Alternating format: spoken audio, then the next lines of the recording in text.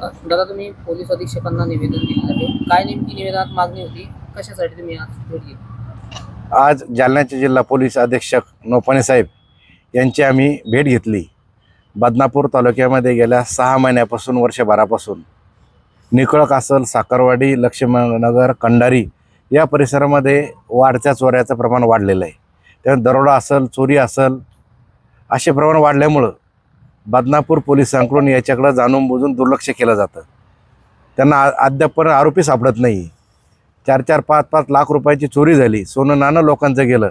आता सध्या मशागतीचा दिवस असल्यामुळं संपूर्ण घरची मंडळी शेतात कापूस वेचण्यासाठी जातात. घराला कुलूप असतात. रात्री चोरी झाली असं आपण समजू शकतो, परंतु दिवसाढवळ्या चोऱ्या होऊ लागलेल्या आहे. म्हणून पोलीस अधीक्षकांचे हे लक्षात आणून द्यायचं होतं की आपण दिवसा आणि रात्री दोन्ही वेळेस या परिसरामध्ये बदनापूर तालुक्यातील काही निवडक गाव आहे त्याच गावामध्ये चोरी होती. आरोपी पोलिसांना माहिती आहे, पण त्याच्यावर कारवाई कोणती होत नाही.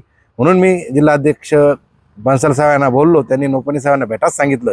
त्यांची आज भेट घेतली आणि भेट घेऊन त्यांच्या हे कानावर टाकला आणि त्यांनी तात्काळ कारवाई करून आरोपी जेरबंद करून जो मुद्देमाल आहे तो मुद्देमाल हस्तगत करून ज्यांची चोरी झाली त्यांना देण्याचं आश्वासन आम्हाला त्यांनी दिलं. याबाबत आम्ही भेट घेतली. PI कडून तुमचं समाधान झालं नाही का? तुम्ही भेट आज CS ऑफिसला PI बदनापूर पोलीस स्टेशनकडून समाधान नाही झालं म्हणून इथपर्यंत आलो ना. त्यांनी जर कारवाई केली असती, आरोपी जर पकडले असते तर इथपर्यंत यायची गरज नव्हती. म्हणून त्यांनी सतर्क राहिले पाहिजे. नव्यानं सुरेश साहेब तिथं आलेले आहे.